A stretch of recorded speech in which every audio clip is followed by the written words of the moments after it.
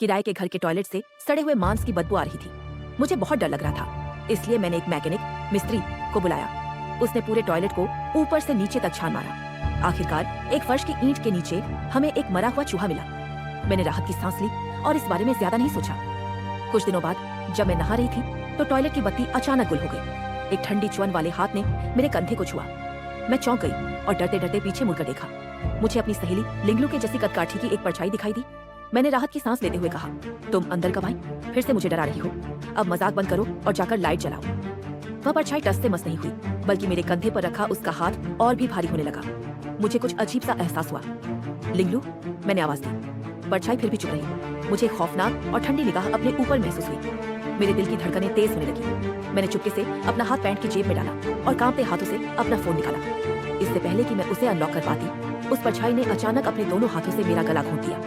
मैं एक पल में हिलने डुलने के काबिल भी नहीं रही। उसकी ताकत बढ़ती जा रही थी। मेरे दिमाग में ऑक्सीजन की कमी होने लगी। कानों में साए साए की आवाज गूंजने लगी और मेरी आंखों के सामने धुंधला लाल रंग छाने लगा। मेरी अंतरात्मा कह रही थी कि अगर ऐसा ही चलता रहा तो मैं मर जाऊंगी। मैंने अपने दांत भींचे और अपनी बची कुची पूरी ताकत लगाकर फोन की टॉर्च ऑन की और उसकी तरफ चमका दी। अचानक हरी बत्ती जल उठी। तेज रोशनी के कारण मैंने अनजाने में अपनी आंखें बंद कर ली। लिंगलू ने दरवाजे से सिर अंदर टिकाते हुए पूछा, तुम लाइट बंद करके क्यों नहा रही हो? मेरे गले से वह शिकंजा गायब हो चुका था। मेरे पैर कांपने लगे और मैं जमीन पर गिर पड़ी। लंबी लंबी सांसें ले रही। क्या हुआ? तुम्हारा चेहरा इतना उतरा हुआ क्यों है? लिंगलू घबराकर मेरे पास दौड़ा। उसने मुझे जमीन से उठाया और अपनी बाहों में समेट लिया। उसकी बॉडी का तापमान गर्मी पाकर मुझे थोड़ा सुकून मिला। मुझे धीरे धीरे होश आया। मैंने आंखें खोलकर उस जगह देखा जहाँ वह परछाई थी। वहाँ कुछ नहीं था। तुम्हारा मतलब है कि अपनी कोई भूत तुम्हें जान से मारने की कोशिश कर रहा था? लिंगलू ने गंभीर चेहरा बनाकर पूछा और फिर पेट पकड़कर हंस दिया। तुम फिर से मुझे बेवकूफ बनाने की कोशिश कर रही हो? मैं तुम्हारी बातों में नहीं आने वाली। उसे यकीन नहीं था, इसलिए मैंने और सफाई देना ठीक नहीं समझा।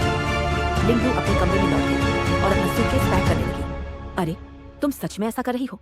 मैंने कहा।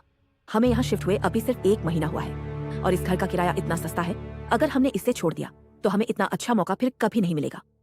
मैंने सिर उठाए बिना कहा, जब से हम यहाँ रहने आए हैं तब से कुछ न कुछ अजीब हो रहा है। क्या तुमने नोटिस नहीं किया